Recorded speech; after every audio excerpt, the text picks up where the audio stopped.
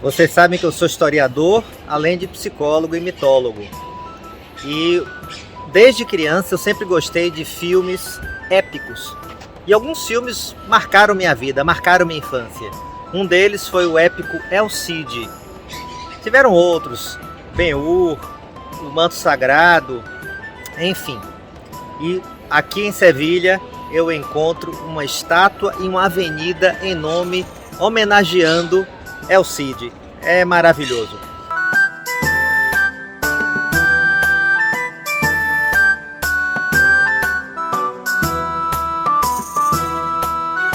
El Cid foi um cavaleiro espanhol que viveu de 1043 a 1099 e foi um dos grandes campeões dos reis católicos. Ele era conhecido como o campeador, o vencedor, o vitorioso, o campeão. El Cid era um apelido em árabe que significa o Senhor. El Cid, ele sempre foi conectado com o seu propósito, com o seu sentido de vida. E ele tinha como missão liderar os católicos contra os árabes, mas não de uma maneira hostil, antiética e destrutiva. Ele tinha a capacidade de se relacionar, de negociar de maneira muito positiva com os mouros, os árabes aqui da Península Ibérica. E ele fazia alianças que permitiam que houvesse períodos de paz e de desenvolvimento econômico e cultural. Ele servia ao rei da Espanha, Fernando I. Quando Fernando I morreu, seus filhos lutaram pelo trono, Sancho e Alfonso. E El Cid ficou do lado de Sancho, porém Sancho foi traído, assassinado pelas costas, e Alfonso foi acusado, havia desconfiança que ele tinha mandado matar o irmão. Mas Alfonso acabou unificando os reinos e no dia da sua coroação, El Cid exigiu que para que fosse fiel ao novo rei Alfonso, ele jurasse que não tinha nenhuma responsabilidade na morte de Alfonso, e assim foi feito. Porém, Alfonso ficou revoltado e deserdou El Cid. Ele então seguiu sua jornada liderando um exército, se casou com Dona Ximena, uma nobre dessa região, e seguiu muito respeitado por mouros e por cavaleiros católicos espanhóis.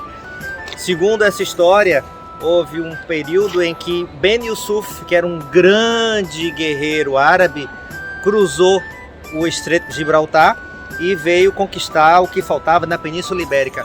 Então Alfonso pediu apoio a El Cid, e El Cid, de maneira ética, nobre e em conexão com seu propósito, aceitou, uniu forças com Alfonso, derrotaram Ben Yusuf e os reinos cristãos ficaram a salvo. El Cid é conhecido por sua bravura, por sua coragem, e reza a lenda que ele morreu em batalha. E quando ele morreu em batalha, os seus inimigos mouros se regozijaram e disseram: agora nós vamos derrotar os cristãos. E os soldados católicos espanhóis entraram em pânico, entraram em desespero. Então, os nobres parceiros de El Cid e sua mulher, Dona Ximena, tiveram uma ideia incrível.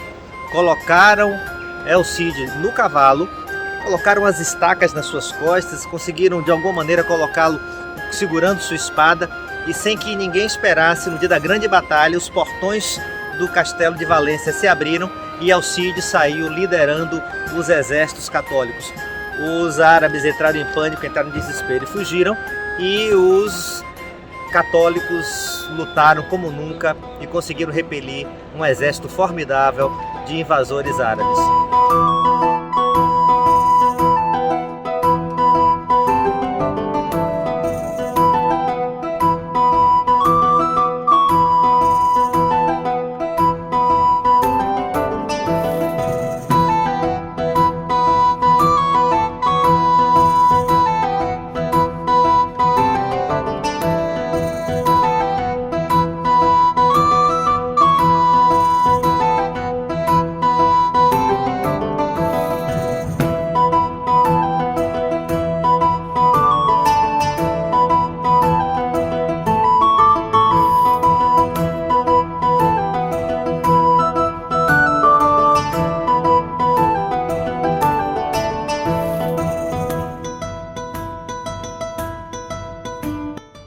Essa é uma grande mensagem para as nossas vidas. El Cid, ele era movido por seu propósito, por seu sentido. Ele governou com generosidade, ele respeitou a diversidade, ele era querido por muitos reinos mouros que sabiam que quando ele estava na linha de frente haveria ética e respeito às diferenças. Ele era idealizado, amado e seguido por todos os cristãos espanhóis. Ele tinha mais poder, mais autoridade do que o próprio rei. Ele tinha mais credibilidade do que o rei. Ainda assim, ele não tentou usurpar. Ele quis servir. E tudo que ele fez sempre foi a serviço da Espanha. Ele não se calou quando ele desconfiou que Afonso tinha realizado um comportamento antiético, mal feito e indigno para um rei. Para ele seguir um rei, baseado na convicção, nos valores, nos princípios de sua vida, era importantíssimo que Afonso estivesse baseado na verdade, na lisura do poder que ele estava almejando ao suceder o seu pai Fernando no trono. Ele era corajoso, ele era visionário, ele era empreendedor, ele era altivo, ele era um grande guerreiro. E ele foi capaz de realizar grandes sacrifícios, porque a história conta que ele casou com Dona Ximena, mas não conseguiu ter uma vida tranquila, cercado de luxos e da mulher que ele amava.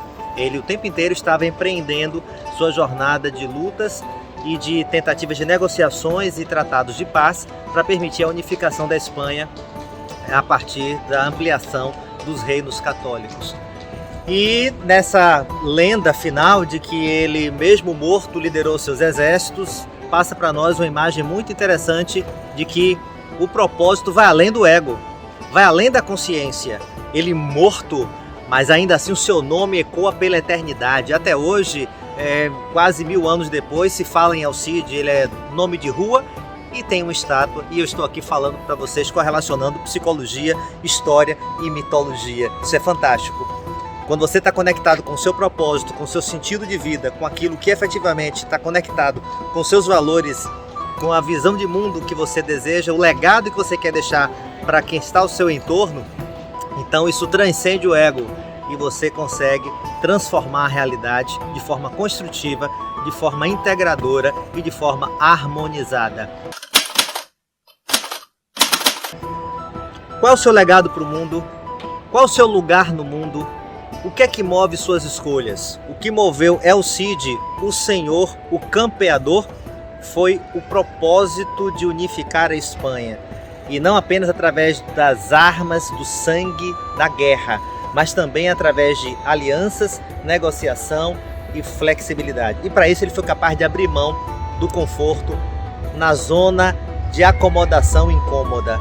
Eu espero que você também aprenda com a história de El Cid, que você também queira ser o senhor da sua história, que você também queira deixar um legado para o mundo e que você vá além do seu ego. E que quando sua vitalidade, sua autoridade, seu poder no trabalho, na sua carreira, na sua vida, na sua estética, que quando você envelhecer, quando você definhar, quando você for diminuindo a sua capacidade concreta, egóica, consciente de tomar decisões, ainda assim o legado que você deixe para o mundo seja um legado construtivo, impactante e inspirador. E foi exatamente isso que El Cid deixou. Que nós sejamos senhores das nossas histórias, que nós sejamos campeões diante dos desafios da vida e que nós possamos ir além do ego, deixando um legado impactante, transformador, construtivo e ético diante dos grandes desafios que o mundo nos impõe, que o mundo nos exige. Ele era espanhol, mas era admirado e respeitado pelos mouros. E ele sabia quem ele era, ele tinha consciência de si e sabia onde ele queria estar. Por isso é importante fazer terapia, os processos de autodesenvolvimento, por isso é importante mapear seu tipo psicológico, para você saber quais são suas forças, seus talentos, suas paixões, seus objetivos de vida, para que você possa lidar com esses obstáculos de maneira saudável, harmonizadora e integradora. Conhecer o passado permite que você deguste o presente e que você construa o futuro.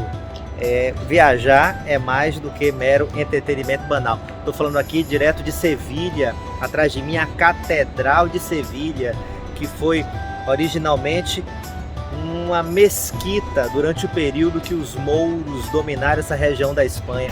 E depois que os reis católicos conquistaram essa região, eles não demoliram, não destruíram, não implodiram o que tinha sido feito previamente, mas eles ampliaram, transcenderam, aprenderam e evoluíram a partir do que já existia.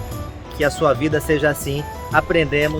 Precisamos aprender muito com El Cid, precisamos aprender muito com Rodrigo de Vivar, um grande herói que foi capaz de se sacrificar. Viktor Frankl, o grande pai da logoterapia, diz que sacrifício é quando você sofre com sentido. Sacrifício é um sofrimento com sentido, enquanto que desespero é um sofrimento sem sentido. Que na sua vida você seja capaz de saber quem você é, saber onde você quer chegar. Você sabe que você tem que renunciar a muitas coisas, mas aí você vai além do ego, deixa um legado para o mundo e você vai cavalgar, empunhando uma espada simbólica que pode inspirar as pessoas a serem cada um a sua melhor versão. Boa jornada!